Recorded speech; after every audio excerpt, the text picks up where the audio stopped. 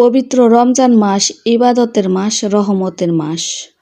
এ মাসে আমরা জেনে না বুঝে আমাদের ঘরের বউয়ের সাথে অন্যায় করে থাকি।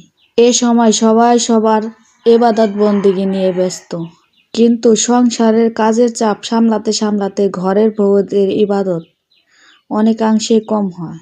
এই যে যেমন সেহরিতে খাওয়ার পরে যে এঁঠো থালা বাসন, সেগুলো সারতে সারতে 1-1.5 ঘন্টা লেগে যায়।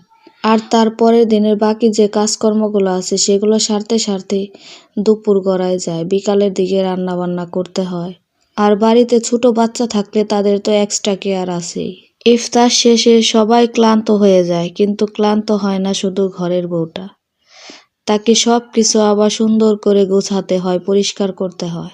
মানুষ মরণশীল, তাই সবাইকে ইবাদত বন্দেগী করার সুযোগ দেওয়া উচিত। তবে ঘরের বউরা ইবাদত করে না তা না, তারা যতটুকু সময় পায় ততটুকুতে ইবাদত বন্দেগী করে এবং সারাদিনে কাজের ব্যস্ততার মাঝেও তারা আল্লাহকে ডাকে।